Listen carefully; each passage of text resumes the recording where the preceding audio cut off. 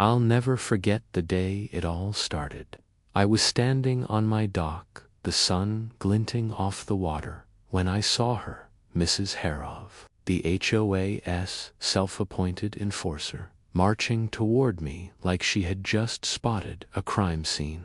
She stopped in front of my boat, squinted her eyes, and declared in that tone only a true HOA Karen can perfect. "That boat is an eyesore. It's absolutely unacceptable for this neighborhood." I blinked. I looked at my boat.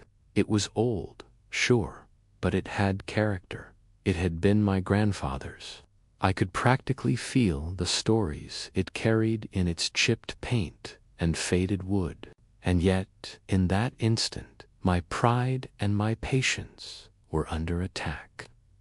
It's just a little worn," I started, fumbling for words. "I'm planning to repaint it soon." "Oh no, honey," she interrupted, wagging a finger like a judge handing down a verdict. "It's ugly, and frankly, it brings down the property values. You need to do something about it, or else." That "or else" lingered in the air like a threat I couldn't ignore. I wanted to laugh. I wanted to cry. I wanted to throw the coffee mug I was holding straight at her. But instead, I did the only thing I could do. I nodded politely, pretending to take her seriously, while secretly plotting my revenge. For days, I couldn't stop thinking about it. Every time I looked at that boat, I saw her face, her smug little smirk, the way she crossed her arms like she owned the world.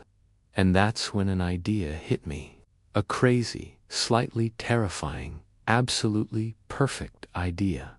What if I painted her face on my boat? Not a tiny sketch, not a little caricature, a full-on, "You will never forget this mural." I started sketching, using her exaggerated frown and those beady eyes that could pierce a person's soul. I imagined her seeing it for the first time, the horror spreading across her face like wildfire. I imagined the HOA meeting when she'd tried to enforce a new rule against me, and I just smile silently, victorious. But executing this plan that was going to be a different story.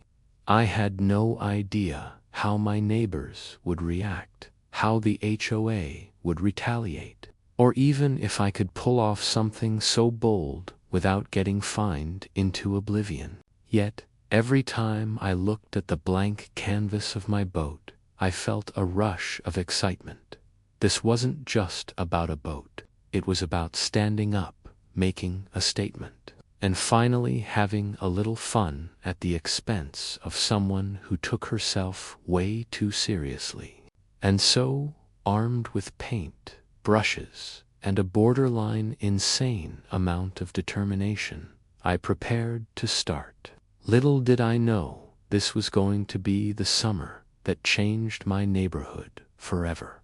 The night before I was supposed to start painting, I couldn't sleep.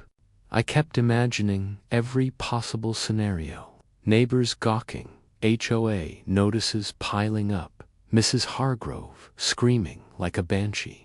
But more than fear, I felt exhilaration. This wasn't just a prank. It was art, rebellion, therapy, all rolled into one. I got up at dawn and walked down to the dock. The boat sat there, innocent and unsuspecting, like it had no idea it was about to become a legend. First, I had to clean it. Power washing an old wooden boat is exhausting work, and I quickly realized just how much dirt, mildew, and years of neglect had built up. Each swipe of the brush felt symbolic, as if I was washing away not just grime, but all the judgment and rules Mrs. Hargrove had tried to impose. Once the boat was clean, I laid out my paints and brushes like a general preparing for battle. Red, yellow, green, blue. Every color seemed too perfect for what I had in mind. I even brought out metallic paints for her eyes. They would catch the sunlight just right, ensuring she would never be ignored. I started with a rough sketch directly on the boat with chalk, outlining her infamous frown, her sharp nose, and those piercing, judgmental eyes. Seeing her face emerge in front of me, even as a sketch, made my heart race. I thought about timing. I needed the perfect moment to start, preferably when no one from the HOA was around to tattle. Luckily, the neighborhood had that quiet early morning lull. Birds chirped. The water lapped gently against the dock, and for a moment I felt like an artist in a secret studio. Then reality hit. This was bigger than I expected. Painting someone's face, no matter how justified, is risky. One wrong stroke, one misjudged proportion, and the whole thing could turn grotesque instead of hilarious. But as I picked up my brush and dipped it in bright pink, yes, pink, I realized that part of the fun was not knowing exactly how it would turn out. Perfection was secondary to shock, value to making a statement, to finally having a little power over the person who spent years policing everyone else's happiness. I paused and looked around. The neighborhood was waking up. Mailboxes rattled, cars started, neighbors walked dogs. Somewhere I knew Mrs. Harov was probably watering her prize-winning roses or glaring at her own perfectly trimmed lawn. And she had no idea that by sundown her face would be staring back at her from the side of my boat, bold and I took a deep breath and began the first stroke, bold, confident, and unrelenting. It was messy at first, but soon the outline of her face began to emerge, and with it, a sense of satisfaction I hadn't felt in years. This was more than a painting. It was a small rebellion, a tiny victory carved into wood and paint. By the time the sun was high in the sky, the boat was halfway transformed.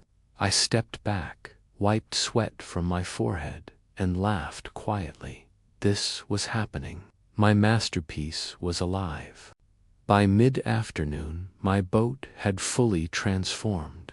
Her face, Mrs. Hargrove's face, stared back at anyone passing by, larger than life. With every judgmental expression exaggerated for maximum effect, I stepped back, brush in hand, and grinned. It was perfect, horrifyingly perfect. I knew the risk wasn't over. The first neighbor to walk by could either appreciate my artistic genius or run straight to the HOA with a complaint. So, I strategically positioned myself on the dock, pretending to work on minor touch-ups while keeping an eye out for reactions.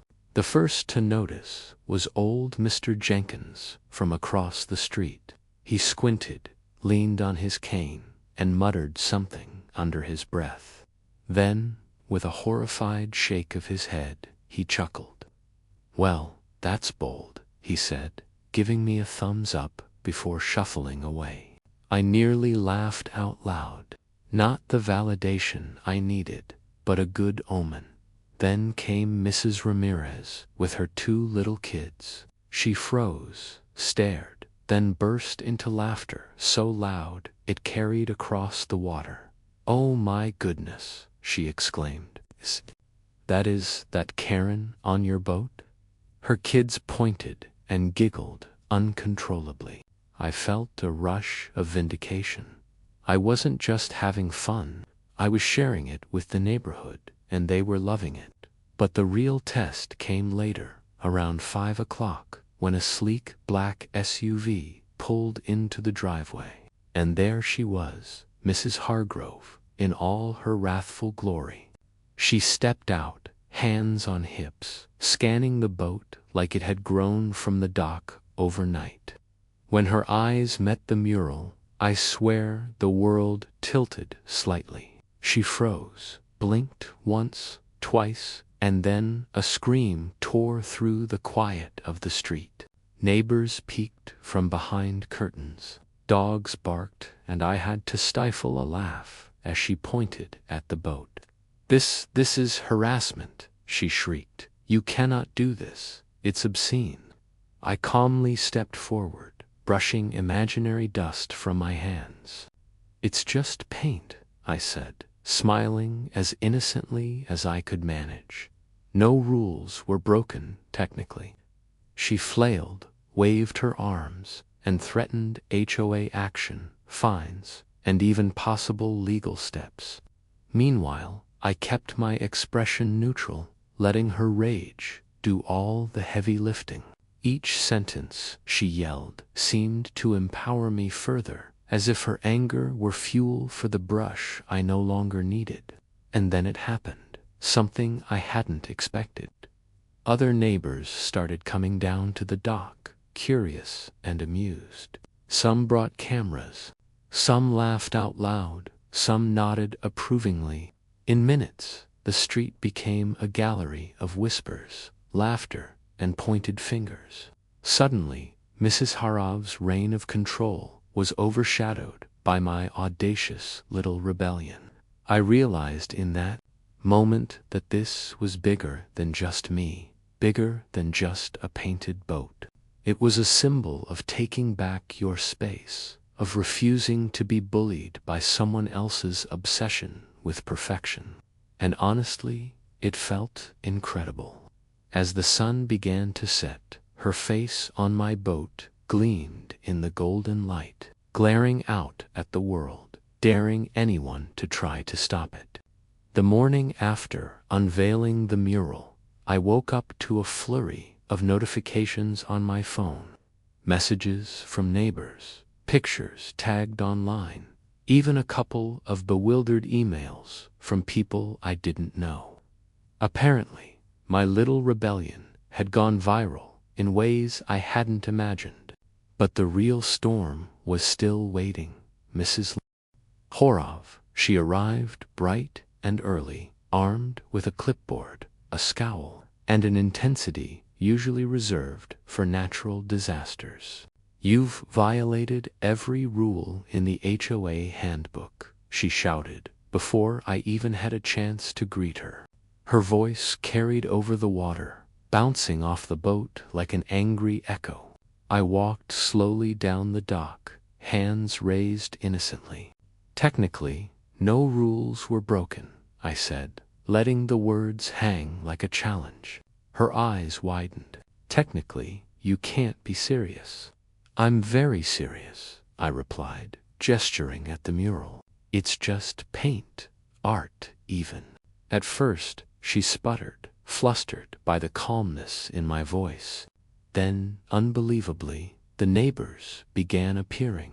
One by one, they came down with coffee cups, dogs on leashes, and their phones. All silently, or not so silently, cheering me on. This is ridiculous," she screamed. "I demand." "You demand what?" I interrupted, a slow grin spreading across my face. "You demand that everyone here ignore the fact that this is clearly the funniest thing our neighborhood has seen in years, because, sorry Karen, that's not happening." For a moment, the fury in her eyes battled with the absurdity of the situation. I think she realized she was in a very public way losing control. People laughed. Some even applauded. And then, to my surprise, she did something I didn't expect. She turned red, muttered something about property values, and stormed off, muttering threats under her breath that probably won't hold up in court. I watched her go, then looked at the boat, and finally really looked. There she was, immortalized in paint, glaring at the world with all the self-importance she had ever wielded, and I couldn't stop laughing. It wasn't just revenge. It was art, comedy, and a little victory rolled into one. Over the next few days, the boat became a local attraction. People came by to take photos, leave funny notes, or just admire the audacity of it all. Even the HOA seemed hesitant to take action, probably realizing that trying to fight it would only make things worse. Standing on the dock one evening, I ran my hand along the edge of the boat and smiled. What started as a small act of defiance had turned into a story the neighborhood would tell for years. Mrs. Heroff might have thought she could control everything. But sometimes a little paint and a lot of nerve is all it takes to make your own rules. And as the sun set, casting golden light across her painted face, I realized something.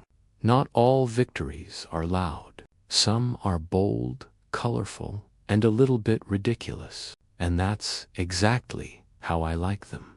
The boat was no longer just a boat. It was a statement. And honestly, I wouldn't have it any other way.